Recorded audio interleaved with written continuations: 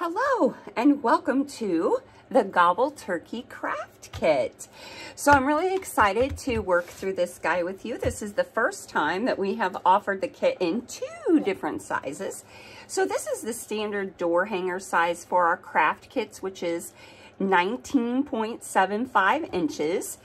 And then this is the 12-inch guy, just so you can see the size difference between the 12-inch and the 19.75 inch. So this would be super fun to do like as a mom and me with a 12-inch and the 19.75 inch. So irregardless of which size craft kit you have, we are going to work through the one with polka dots just so I can show you how to do that, but you don't have to have polka dots. You don't certainly have to have these colors exactly where I have them. You can kind of mix it up. You don't have to use polka dots. You could use, you know, lines. You could use different colors. I just used a tone on tone, which is what I'm going to be demonstrating here for our for our video. But however you want to make your gobble turkey, I'm just going to give you some tips and techniques and show you the best way to work this through. So I'm going to start, since I already have this big one done, I think I'm just going to work the 12-inch, but it will work exactly the same instructions. And I'll kind of pull back to the bigger guy as we work through that, if there's something that may be different. As you can see, I always try to paint on, these are actually potty training pads for puppies, but they work so great in absorbing paint and whatnot. So these are really great if you have some and you can pick them up. Also, when you have to rinse out a brush, it absorbs the extra water. All right, so in your craft kit, depending on which size, you may have 1.5 ounces of paint or a little under 1 ounce of our sunflower red, black, our new color, which is old red, brown, green, orange, and our creamy white. So all of those should be in your kit in these little snapped containers. They came with rubber bands around the top just to keep them secure in their little box that they came in. You should also have 2 chip brushes, your little detail brush, and a piece of wire. Depending on which size you chose, your wire will be longer or shorter. All right, well, let's get going. You do only have 2 chip brushes, so you will have to wash those out, but it's important to be sure that each step is dry, so that'll give you enough time to wash things out as well. All right, so if you want to, you could pencil on kind of the lines to give you an idea of, you know, kind of where you want your feathers to go, just following the curves that are already there. Hopefully you can see those pencil lines. Your craft kit comes textured. So regular steel is just bare like that, and we have texture sprayed these for you, which allows that paint to grab so that you're not having to do multiple coats of paint to get your coverage on each and every color. And now in places like where we're trying to do lighter colors over darker colors for, say, the beak and the gobbler, we will have to do multiple coats, but as a general rule, you do not. And we paint, and the technique I'll be showing you is very rustic in that we let some of that metal show through. It doesn't have to be finished, which kind of gives it a little more depth and dimension as well. All right, well, I'm just going to, like I said, you can pencil these off. I'm trying to make my lines a little darker so to be sure that you can see them. Now, the thing about your feathers is it's okay if it gets in the middle when you're putting the paint on, because we're going to come back and do brown over that when we create the turkey body. So it will be easy to cover that. So let me just grab a little bit of green paint, and I'm just going to start on the left side. Just want to load up my brush, not too much. And then we're just going to follow that line. Whoop. And that's it. That's how we paint the feather. Now, if you feel comfortable, you could go ahead and do the one next to it. If you feel like you can control your brush, you may get a little paint where they blend together a little bit. Let me see if I have one on one of my examples where it blends together a little bit so I can kind of show you. Yeah. So see, like there, it kind of blends together. And when you do your finishing kind of outlining, that's all going to come together. So if you want, and you have other chip brushes, other than the two that came in your craft kit, you can also grab those at Walmart or from Amazon, Harbor Freight. These chip brushes are pretty cheap and they're really good to have on hand. We do have them in our Amazon store if you're looking for specifically the ones that we buy. But I'm going to assume that you just have these two chip brushes and that you're not comfortable with kind of going into each feather. So I'm going to do that one, and then I'm going to just go ahead and do the orange one so that I'm staying away from wet paint. So I just open my little container. Again, just load up the brush. If you penciled your lines on there, you're just going to follow your pencil line. If you didn't, you can freehand it right around the edge as well.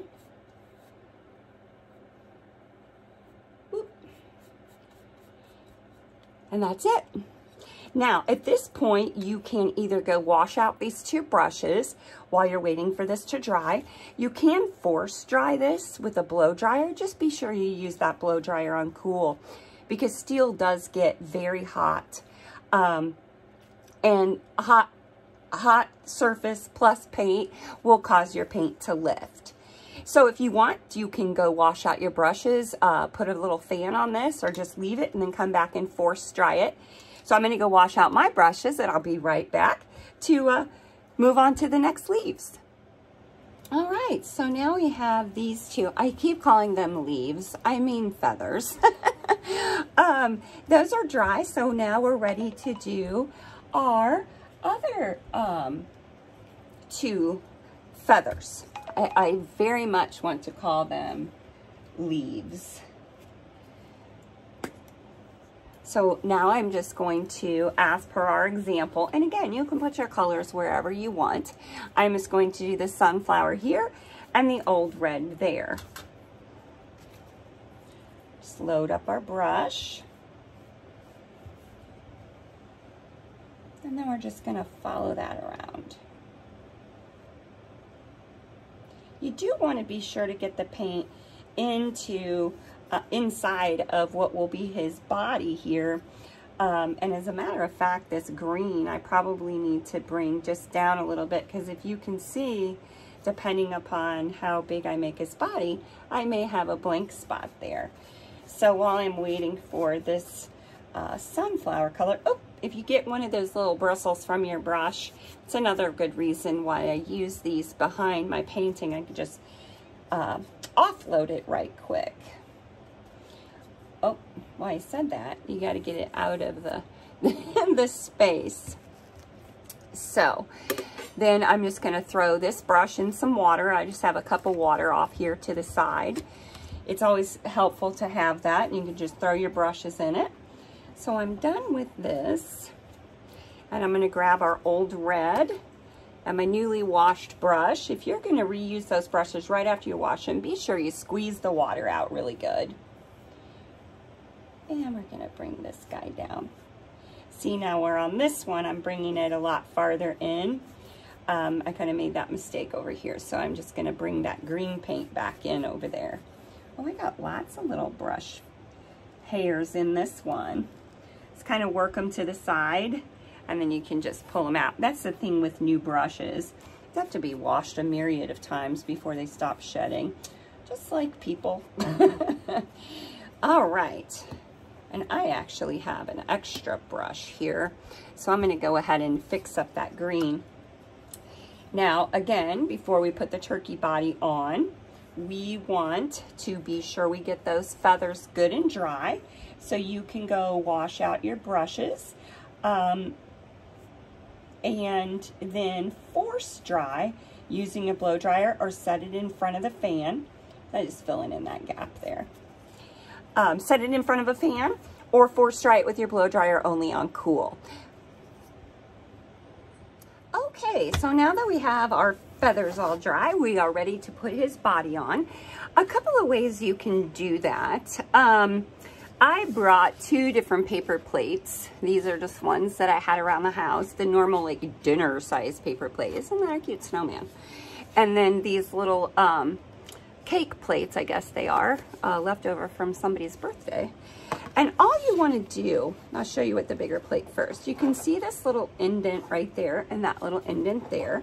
You're just really trying to make a round, you know, just a curved line here. And you can also freehand it.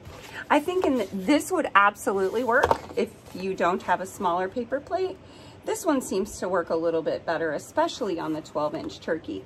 So you're just going to kind of line this up in that little, from here to here is where you're going to draw your line. And you just want it to be a curved line. Oh, I moved the plate.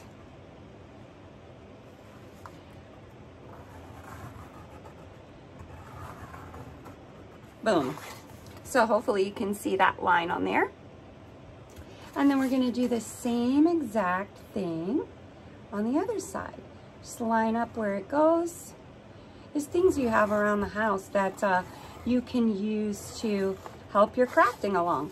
All right, so now he's got his little body on there. I am just going to set the paper plate aside, grab a new brush. I washed out all my brushes while I was waiting to dry.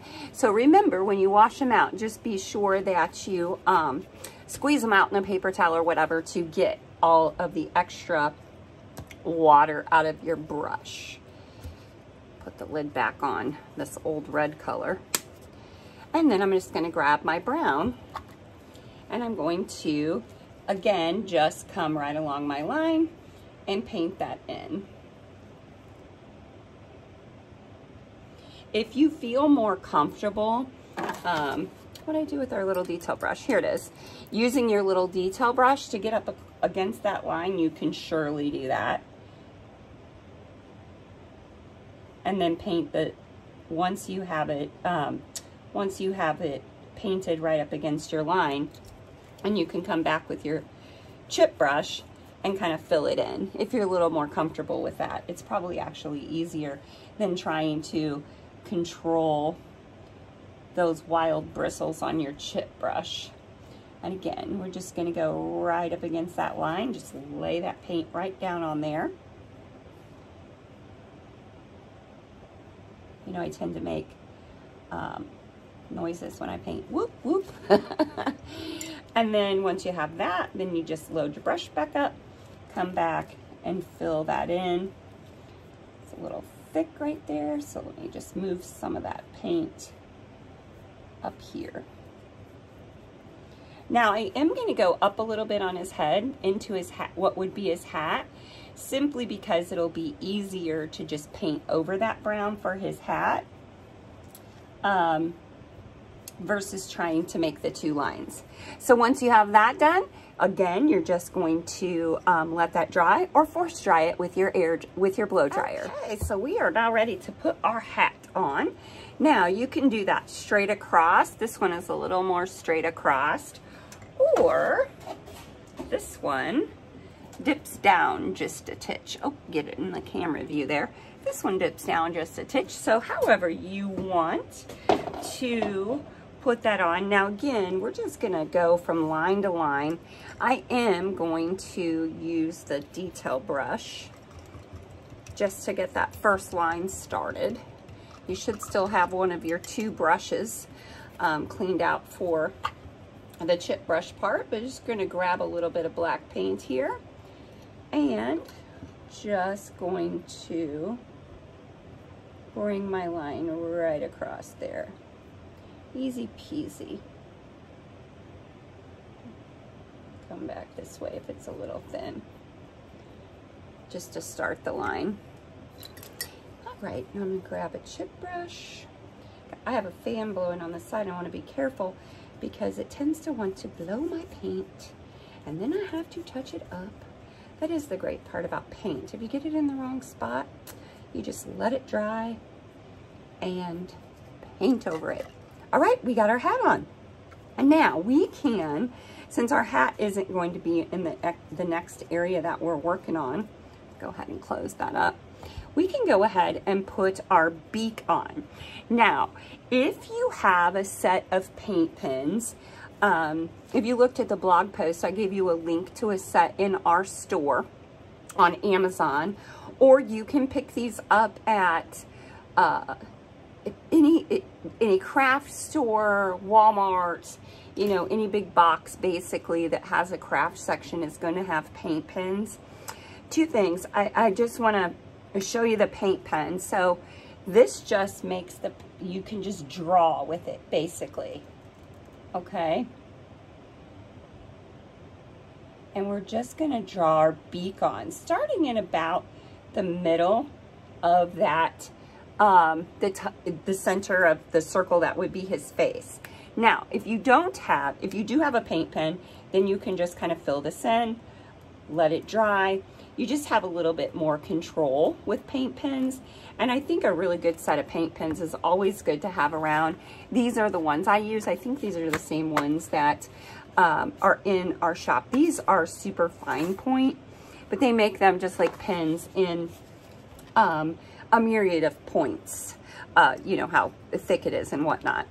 If you do not have paint pens, that is a-okay because you have your sunflower paint. So you're just going to use your little detail brush and you're just going to make a triangle.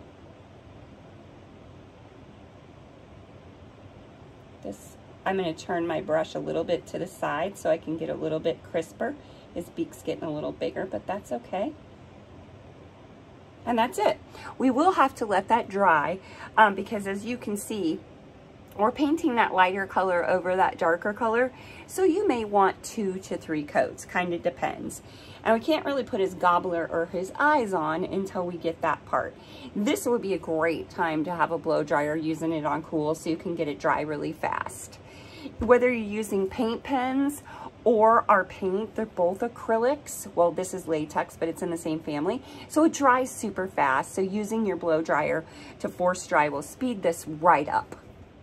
While you are waiting for one of the coats of your nose or your beak, I guess it would be, to dry, you can go ahead and put the stripe on his hat up here because that is probably going to require, well, maybe not. I was thinking it might require 2 coats, but it doesn't look like it's going to. So we just want to add that hat band on there using the flat part of our little detail brush. All right, so I have finished up my 3rd and final coat of my beak, and I feel like that looks really good. My creamy white hat band is dry. So I am going to go ahead and put the buckle on. Now again, if you have a paint pen, you can, oh my goodness, did y'all see that? Just flew right out. So I'll have to touch that up. If you have a paint pen, you can just go ahead and draw that right on there. And then fill this in. If you do not have a paint pen, no worries at all. Your little flat brush will work perfectly. And again, this is probably going to be just a little bit bigger, but I think that's way okay. Just using that kind of as my guide and using the flat edge of the brush. I'm going to come back this way so I get a crisp edge. I have to kind of turn my projects from time to time to get the right angle. Moving him around and trying to keep my head out of your way as well. All right, so again, just like with the beak, it's going to require a couple of coats, if not 3, however you feel about it, to get it filled in since we're painting over such a dark color. Just be sure you get it dry and then just go back over it 2 or 3 times, however you feel, until it feels like it looks right for you. Okay, so we are ready to put our little gobbler on and then our eyes, and then we'll be able to move on to the detail of the feathers. So again, if you have a paint pen, you want your gobbler to just kind of be right at the top of the beak. Bring it down. And with the paint pen, it's going to be a little bit thinner. You can make it, of course, thicker if you'd like.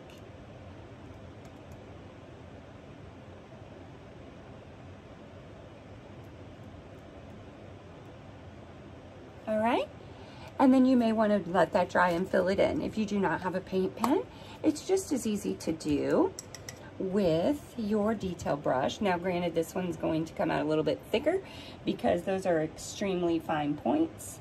And again, I'm just going to come across the top, down, kind of make a little loop. And I'm going to let that dry. Oop, maybe I'll make that a little loopier right there. Good. I'm going to let that dry and then fill it in a second time since we're going over that dark color. While you are waiting on your gobbler to dry to do your second coat, you can go ahead and I'm going to show you how to do the polka dots here, making a tone-on-tone color, meaning I'm simply going to lighten up the colors that I've already used. I refer to that as kind of a tone on tone so that it gives it some depth and dimension and whimsicality, but it's not sort of bright and in your face, so to speak, as say putting, I'm going to show you this example from something else I'm using, putting bright white polka dots on there. Can you kind of see? So you can see, let me bring this back up here. There's no paint on the back of that. You know, kind of the difference in the subtlety, or, you know, this one being a little louder. Whichever you prefer is absolutely perfect. If you like the big creamy, you know, the creamy color or a real bright color, then you would just use the same process and you would just use that color. All right, so polka dot makers are little spouncers. The only one I have is actually already used on that red thing I just showed you. But let me see if I can dig it out of my water over here so I can show you what I'm referring to without dripping water all over the place. These are polka dot makers. I also have these in our Amazon store, the ones that we actually use. They're very inexpensive. The set that we have out there comes in different sizes. So these, basically, you dip it in the paint, wipe the paint off, and you just poke your polka dots on. If you do not have those, you have several things around your house that you can use to trace to make polka dots. One of the things you could use is one of your little paper souffle cups. And you may want these different sizes. I am going to just go ahead and trace around this little souffle cup. And these are going to be quite large polka dots for this little 12-inch turkey, but that's okay. I think you want them, you know, in kind of fun sizes. And then we'll just do a little bitty guy over here, kind of off the edge. So as you can see, I really only have 1, 2, and then a little bitty polka dot there. If you have, I'm trying to think of some other things that you might have around the house that you could use to trace circles around. This is a craft paint bottle. I'm going to use it to make some polka dots. You can freehand them on there too if you'd like. So these are still pretty big for this 12-inch turkey, but not as big as the ones we just did. There's clearly a size difference. Other things you can use just like the end of a pencil, dip it in and dot it on. The end of, I was hoping I had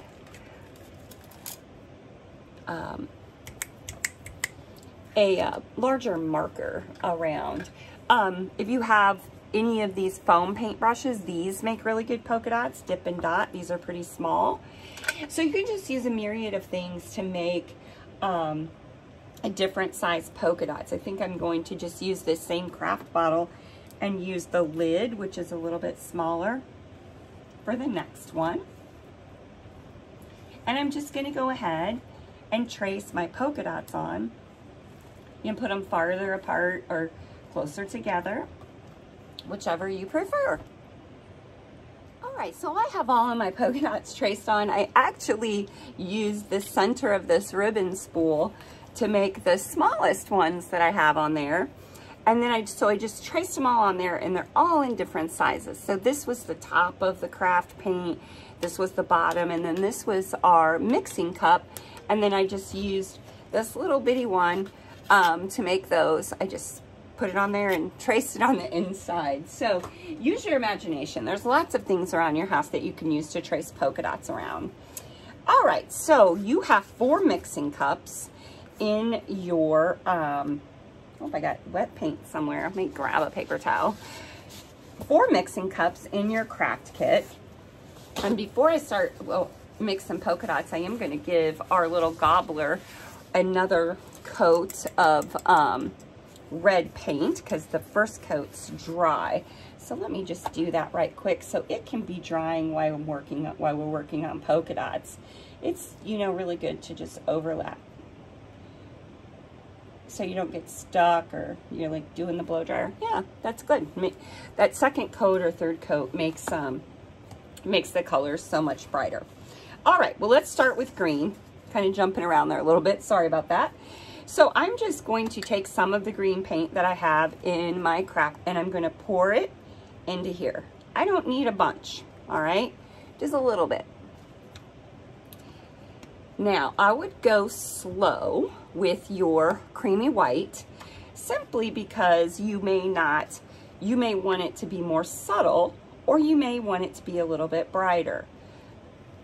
I'm kind of going to do the little half and half. Close that up. And then I'm going to just stir it up with my little detail brush.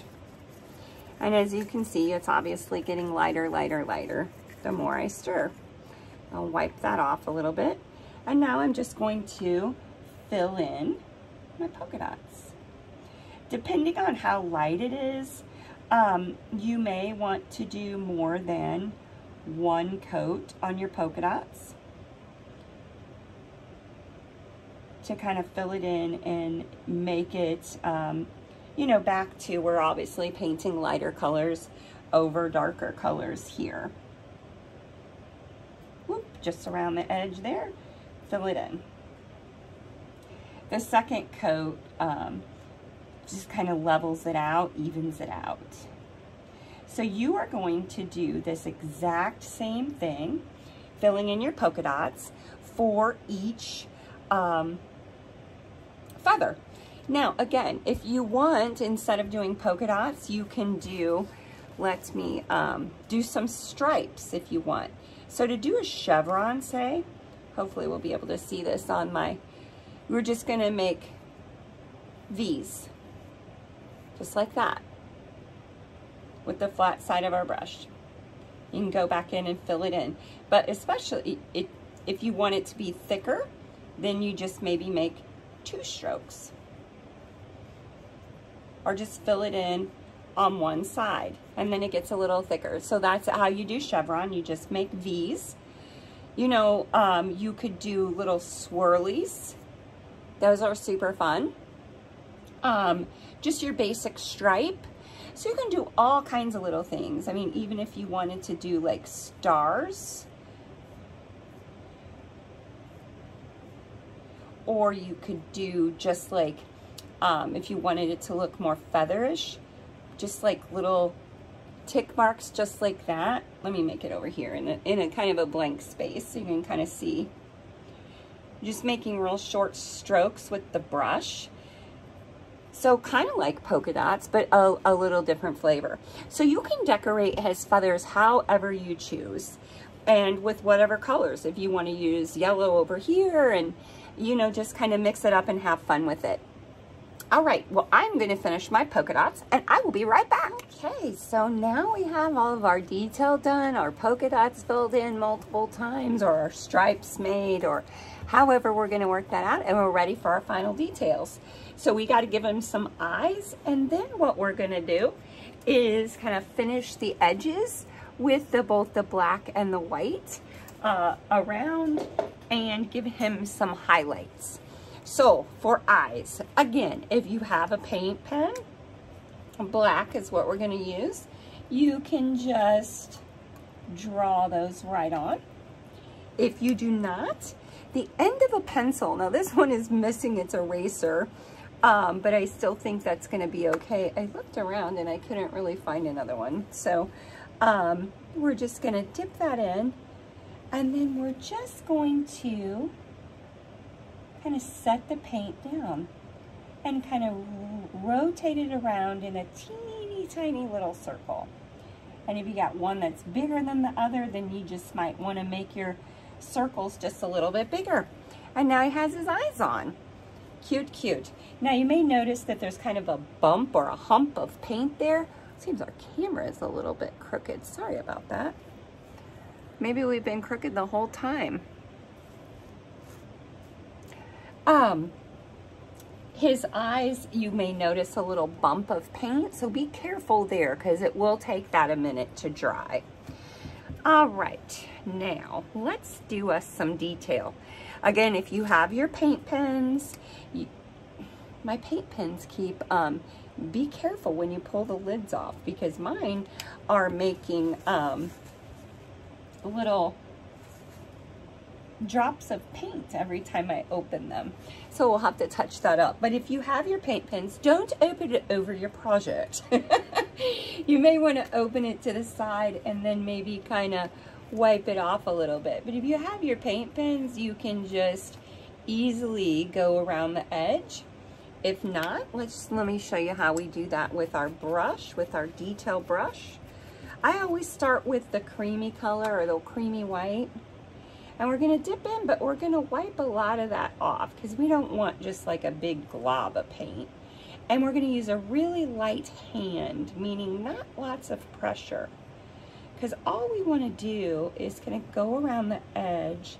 And the more pressure you put, the darker your line will be, even with wiping it off. So we just want to go around the edge light-handed to give it some definition.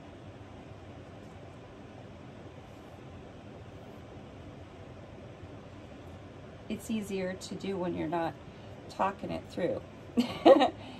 So just like that. I don't have enough really on his hat. You can also make some highlights on your buckle, maybe a little bit on your nose there, a little bit in your gobbler, just little tiny highlights. And then we're going to do the exact same thing using our black. Rinsing my brush out over here in the water. When you're using your detail brush, all you have to do is just rinse it out and then wipe it off. You can see why these training pads, these puppy training pads work so well. So again, and I don't really want to do his hat because it's already black. I'm just going around the edge of his head and his body. The more pressure you use, the darker it gets. Wiping it off. I tend to do my black a little farther out and my creamy color a little more on the inside. But again, we're just trying to add definition and just finish him off. Whoop. And that looks like about it. We can bring this line up just a little bit.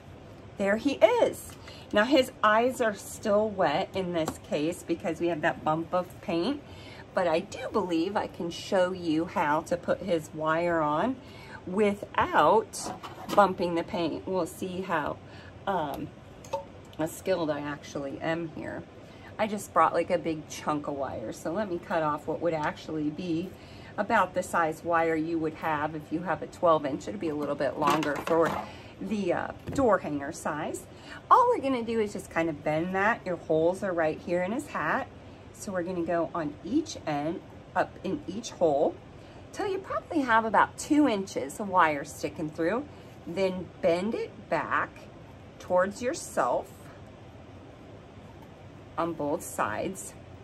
And for these little guys, it might help if you have a pair of needle nose, kind of like these little guys, but if you don't, that's okay. You can do it by hand. The wire is galvanized steel, so it's pretty stiff. You may need to, especially with these little shorter pieces of wire, it is easier, let me do this side because it's shorter, to kind of grab it and twist it around. Let me keep it in the camera view. And I always tuck it down. So when I'm done, I just grab the end and tuck it in. That way it doesn't catch on anything. Now this one is a little bit longer, so I should be able to just kind of bend it around.